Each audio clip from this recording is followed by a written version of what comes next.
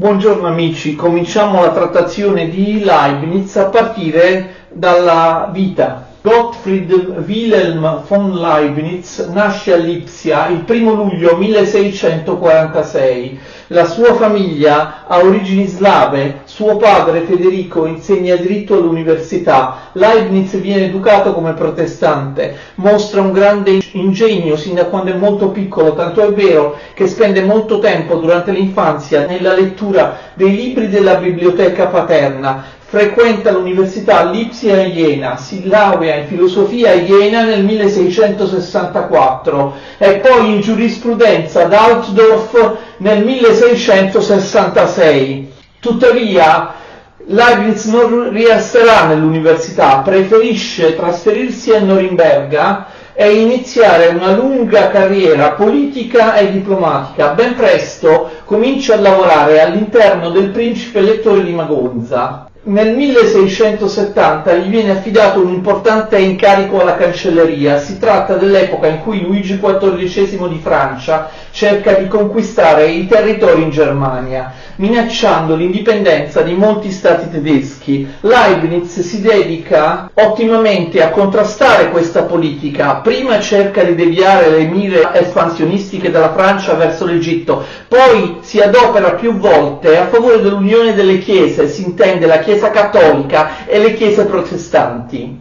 Infatti Luigi XIV cercava di sfruttare le rivalità tra i protestanti e i cattolici, ovviamente sperando di avvicinare gli stati tedeschi cattolici alla Francia. Leibniz cerca anche di favorire l'ascesa al trono d'Inghilterra della dinastia tedesca protestante degli Hannover, cosa che più tardi si concretizzerà. I suoi incarichi politici lo portano a viaggiare tra Londra e Parigi nel periodo tra il 1672 e il 1676.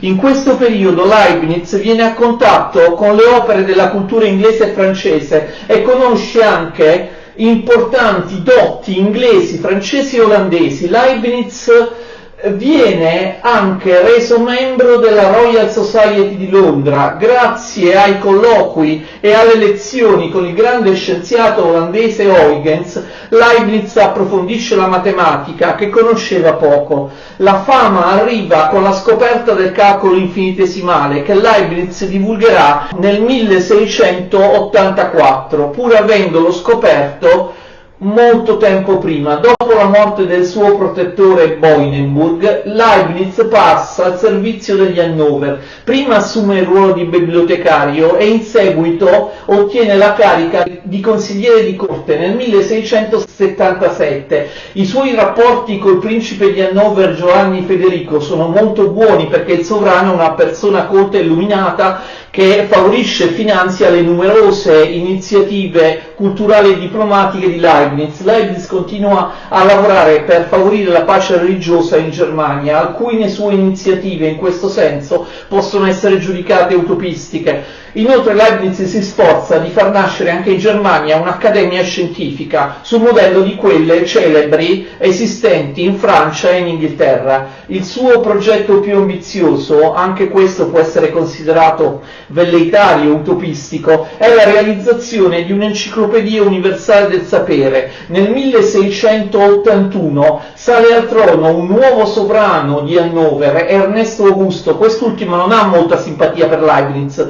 Ernesto Augusto attribuisce a Leibniz un solo incarico che per il nostro filosofo sarà gravoso e che non riuscirà mai a portare a termine: l'incarico di scrivere la storia della dinastia di Brunswick-Lunenburg.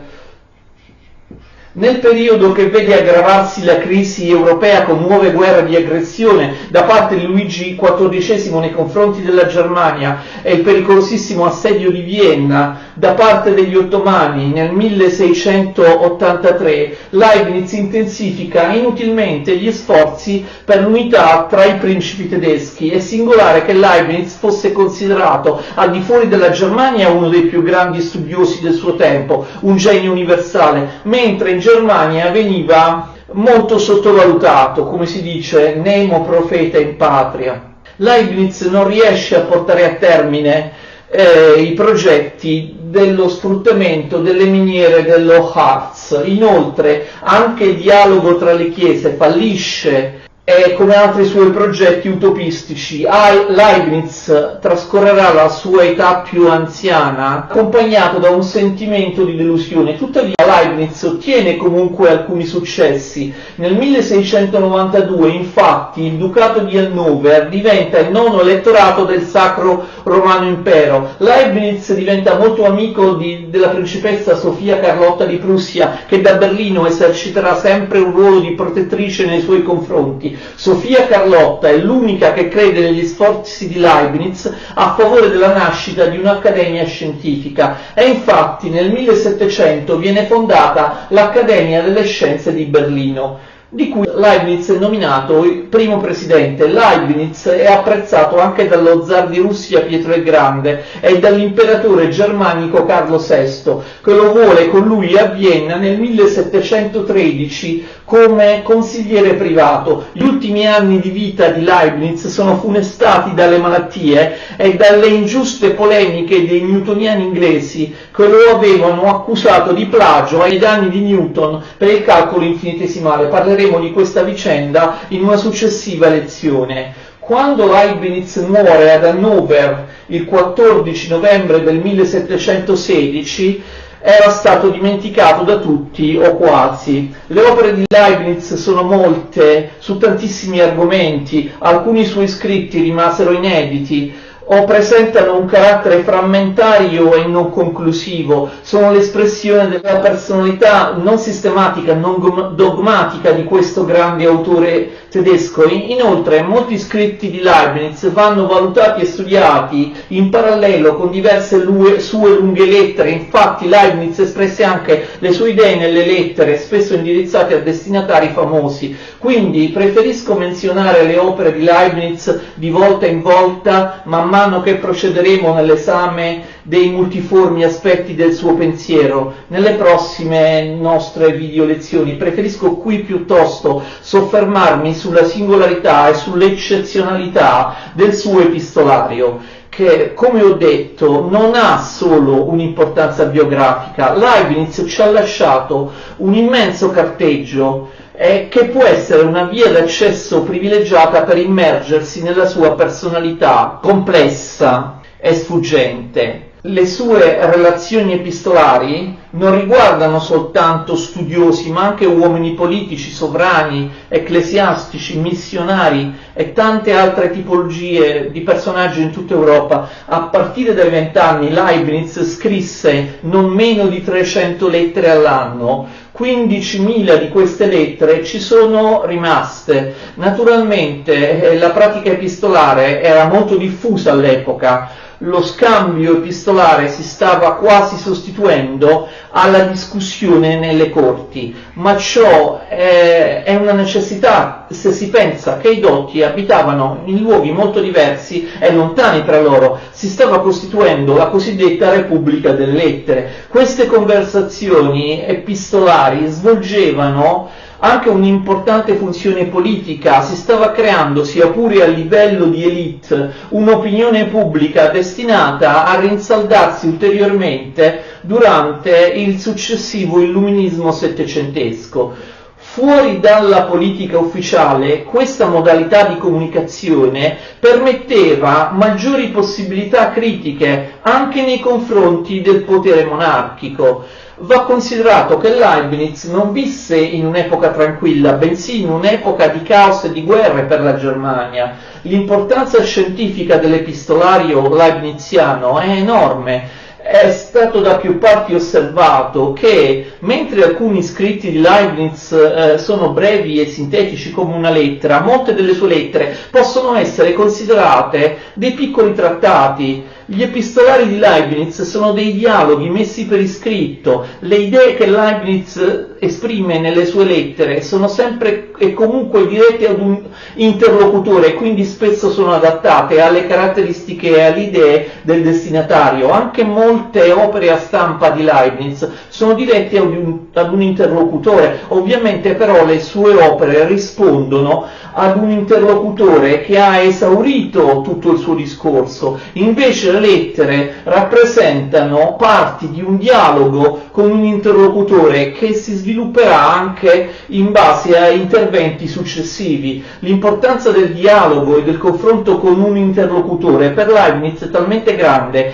che in alcuni casi egli rinunciò a pubblicare alcuni scritti perché il suo interlocutore era venuto a mancare. È il caso, come vedremo, dei nuovi saggi sull'intelletto umano, il cui manoscritto venne realizzato a partire dalle lettere critiche che Leibniz indirizzava a Locke e che fu poi abbandonato dopo la morte di Locke, di questo grande filosofo inglese. Leibniz scrive sia in latino sia in francese.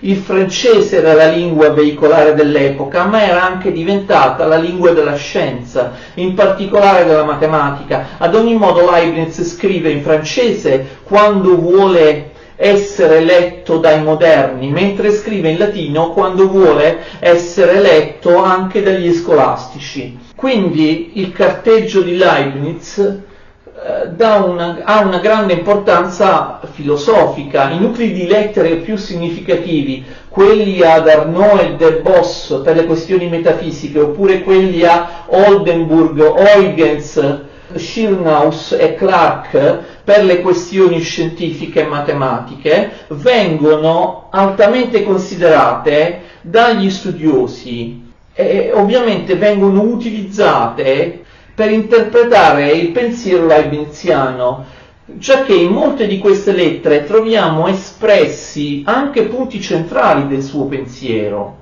Naturalmente l'epistolario di Leibniz possiede anche un insostituibile valore biografico. Inoltre le lettere di Leibniz hanno anche una finalità politica e organizzativa, testimoniano ovviamente gli sforzi impressionanti da parte di Leibniz per realizzare grandi progetti, i grandi progetti della sua vita, la creazione di un'accademia scientifica in Germania e la realizzazione di una grande enciclopedia in cui fosse sintetizzato tutto il patrimonio di conoscenze dell'umanità al fine di suscitare ulteriori progressi scientifici. Sappiamo che solo il primo progetto andò in porto con l'Accademia delle Scienze di Berlino, mentre il progetto dell'enciclopedia, a cui Leibniz dedicò un interessamento costante nel tempo, contattando tutti i dotti dell'epoca, andava ben al di là delle possibilità di Leibniz e avrebbe richiesto somme di denaro spropositate. Solo gli illuministi francesi riuscirono a realizzare un progetto enciclopedico, anche se ovviamente basato su presupposti in buona parte differenti da quelli di Leibniz. Bene, abbiamo concluso questa breve e sintetica carrellata sulla vita di Leibniz. Ci vediamo la prossima volta con la seconda video lezione su questo grande e a volte non facile da capire filosofo, matematico, genio universale venuto dalla Germania. Arrivederci a tutti, alla prossima.